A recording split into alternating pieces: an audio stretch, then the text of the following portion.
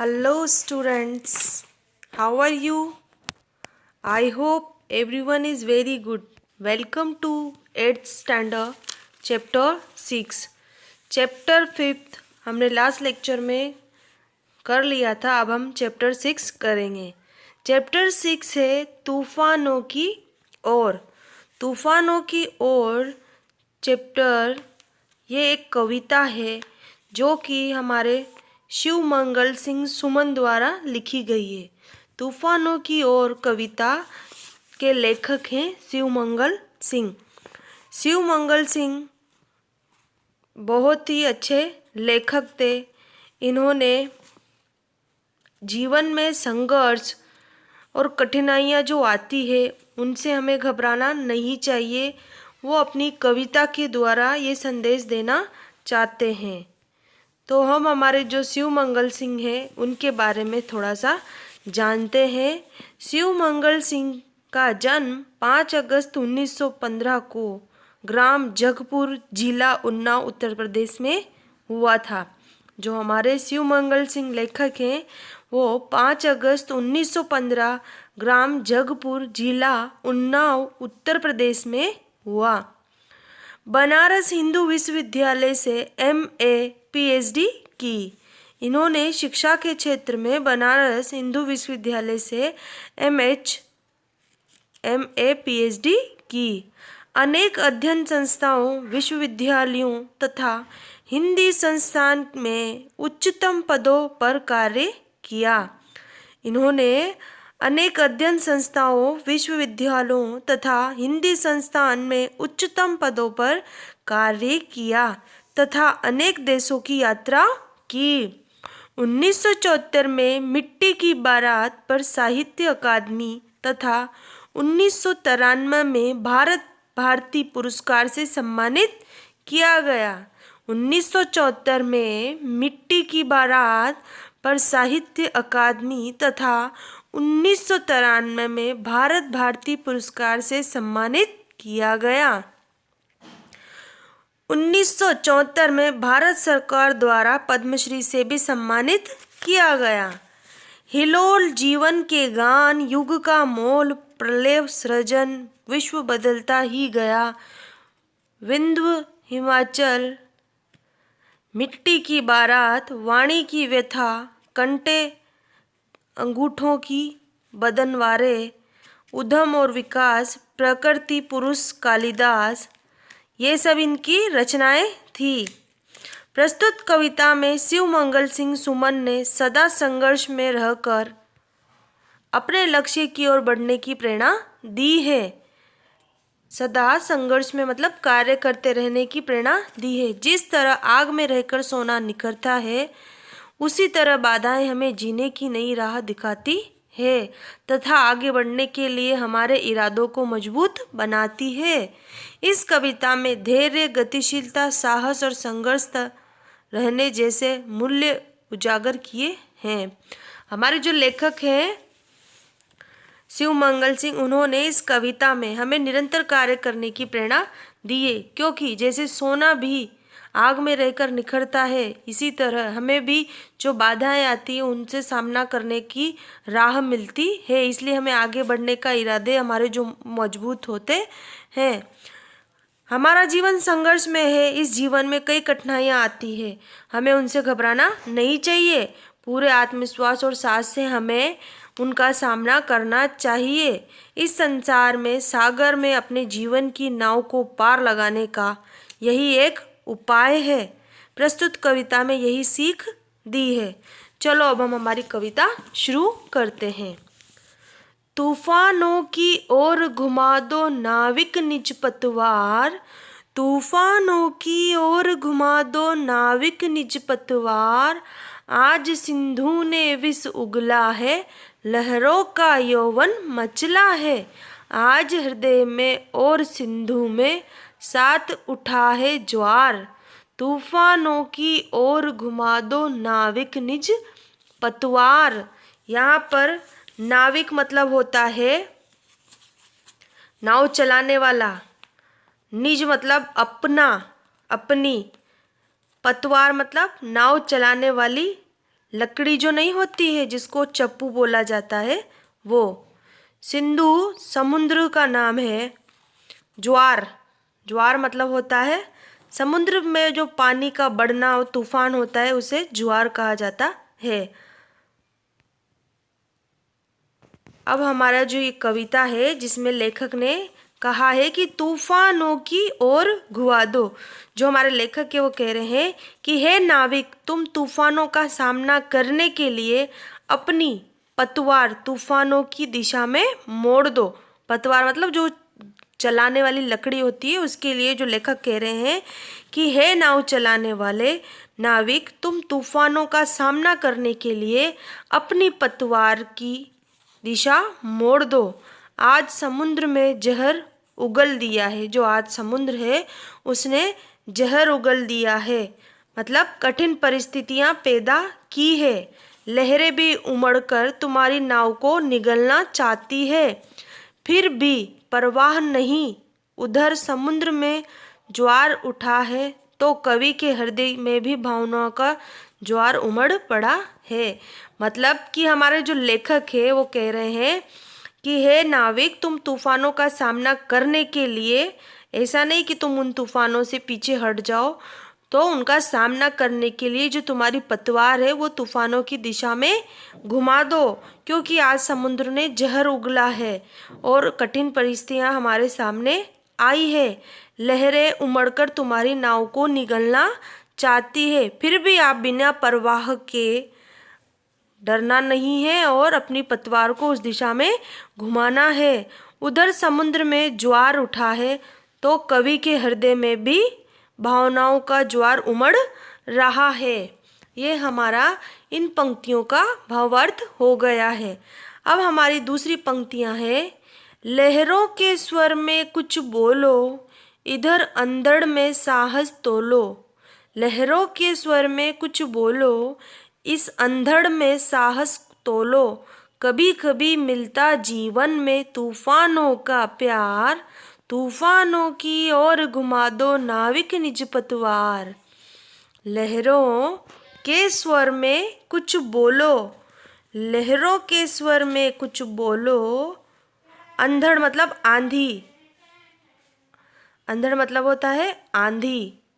कभी कभी मिलता है जीवन में तूफानों का प्यार। यहाँ पर जो लेखक है वो ये कहना चाहते हैं कि जैसे लहरों का स्वर ऊंचा हो रहा है, लहरें जब उठती है तो आवाज़ आती है, वैसे वो कहना चाह रहे हैं कि जो लहरों का स्वर है जो ऊंचा हो रहा है और उनका जो जोर बढ़ रहा है, वैसे ही तुम भी तैयार होकर आंधियों के सामने उठ जाओ और स्वयं आजमाकर देखो कि तुम भी जो ये हमारी आंधियां हैं उनके सामने उठ जाओ और स्वयं मतलब खुद आजमा कर देखो कि तुमसे कितनी हिम्मत है। जो उन आंधियां हैं उनके सामने खड़े हो जाओ डटकर और देखो कि उनमें तुमसे कितनी हिम्मत है। जीवन में तूफानों का प्यार कभी कभी ही मिलता है। भाग्यशाली लोग ही जीवन में कठिनाइयों का सामना करते हैं। जो हमारे लेखक है वो कह रहे हैं कि जो ये लहरें हैं जब ऊंची हो उठती है तो इनका स्वर बहुत बढ़ रहा है, वैसे ही तुम भी जो ये आंधियाँ आती है इनके सामने खड़े हो जाओ और इनको आजमा कर देखो कि इनमें कितनी हिम्मत है, क्योंकि जीवन में कभी कभी तूफानों का प्यार मिलता है। जो भाग्यशाली होते हैं वो ही जीवन में कठिनाइयों का सामना करते हैं। यहाँ पर हमारी इन पंक्तियों का भावार्थ हो गया है। अब हमारी जो नेक्स्ट पंक्तियाँ हैं वो है,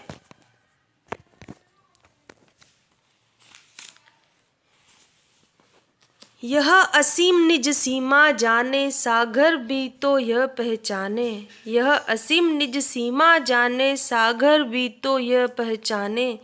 मिट्टी के पुतले मानव ने कभी न मानी हार, तूफानों की ओर घुमा दो नाविक निज पतवार। यहाँ पर असीम का मतलब है सीमाहीन, क्षमता, शक्ति, मांझी। नाविक होता है उसका मतलब। तो यहाँ पर पतवार वही जो लकड़ी होती है नाव चलाने की। यहाँ पर लेखक कह रहे हैं यह समुद्र और वो तूफान आज असीम दिखाई देते हैं। सीमाहीन मतलब अपनी सीमा में ही दिखाई देते हैं। यह समुद्र और वो तूफान आज असीम दिखाई देते हैं, इनका सामना शायद ही कोई कर सके। ये समुद्र और तूफान आज असीम दिखाई देते हैं, इनका सामना शायद ही कोई कर सके, लेकिन मनुष्य सब कुछ कर सकता है। आप सभी जानते हो मनुष्य सब कुछ कर सकता है। हे नाविक, तुम अपनी नाव लेकर चलो और सागर को भी बता दो कि मानव मिट्टी का पुतला है, पर समुद्र सामने हार नहीं माने। सॉरी।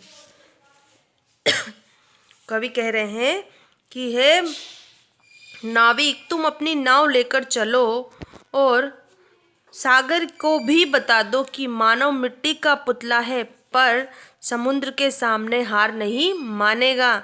मनुष्य ने कहीं भी अपनी हार नहीं मानी है। यह समुद्र में तूफान आज असीम दिखाई देता है। समुद्र और तूफान दोनों असीम दिखाई देते हैं, इनका सामना शायद ही कोई कर सके, लेकिन जो मनुष्य है वो सब कुछ कर सकता है। तो हे नाविक, तुम नाव को लेकर चलो, सागर को भी बता दो कि मनुष्य मानव मिट्टी का पुतला तो है, पर समुद्र के सामने हार नहीं मानेगा। मनुष्य ने कहीं हार मानी है? लेखक इन पंक्तियों द्वारा मनुष्यों को आगे बढ़ने का प्रेरणा दे रहे हैं, कह रहे हैं कि आगे बढ़ते चलो। किसी का सामना नहीं करने की हिम्मत मनुष्यों में ऐसा नहीं है कि वो किसी का सामना न कर सके। हमारी नेक्स्ट पंक्तियां हैं। सागर की क्षमता है, सागर की अपनी क्षमता है, पर मांझी भी कब थकता है। सागर की अपनी क्षमता है, पर मांझी भी कब थकता है। जब तक सांसों में स्पंदन है, उसका हाथ नहीं रुकता है। इसके ही बल पर कर डाले सातों सागर पार, तूफानों की ओर घुमा दो नाविक निज पतवार। सागर की अपनी क्षमता है, क्षमता मतलब शक्ति, सामर्थ्य। माझी मतलब नाविक, स्पंदन मतलब चेतना, धड़कन, बल पर सहारे। तो यहाँ पर जो हमारे लेखक है वो इन पंक्तियों से हमें ये कहना चाहते हैं कि समुद्र के पास उसकी अपनी लहरों की शक्ति है, पर जो नाविक है उसके पास भी तो हिम्मत और आत्मविश्वास है। जो समुद्र है उसके पास तो लहरों की शक्ति है, पर जो नाविक है, नाव चलाने वाला, उसके पास भी तो अपनी हिम्मत और आत्मविश्वास है। वह थकना नहीं जानता। जब वो नाविक की सांसें चल रही है, जब तक नाविक की सांसें चल रही है, तब तक वो अपनी नाव आगे बढ़ाता ही जाएगा। हे नाविक, तुमने अपनी हिम्मत और ताकत के सहारे 7 समुंदर पार कर डाले। अपनी नाव के साथ इसी प्रकार आगे बढ़ते रहो। हे नाविक, तुम अपनी पतवार तूफानों की ओर घुमा दो। जो हमारे लेखक है वो कह रहे हैं कि समुद्र के पास अपनी लहरों की शक्ति है, पर जो नाविक है उसके पास भी अपनी शक्ति है, हिम्मत है, आत्मविश्वास है।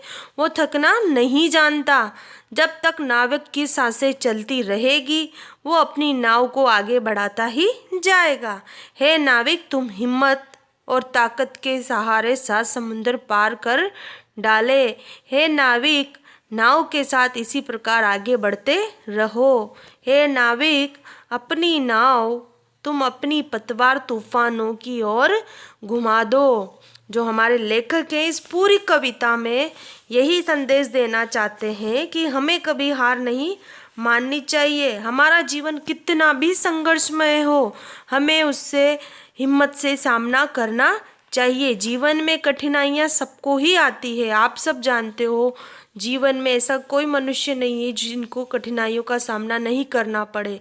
कठिनाइयों का सामना सबको करना पड़ता है, पर हमें उन्हें उस सामना को करने की हिम्मत होनी चाहिए। इसीलिए जो हमारे लेखक है शिवमंगल सिंह, इस कविता के द्वारा हमें ये संदेश देना चाहते हैं कि हमें जीवन में कभी भी कठिनाइयों से घबराना नहीं चाहिए। हमें अपने पूरे आत्मविश्वास, साहस और हिम्मत से उनका सामना करना चाहिए। इसीलिए वो तूफानों की ओर घुमा दो नाविक निज पतवार, मतलब हमारे तूफानों की ओर घुमा दो नाविक निज पतवार, मतलब अपनी जो नाव है उसको तूफानों की ओर घुमा दो।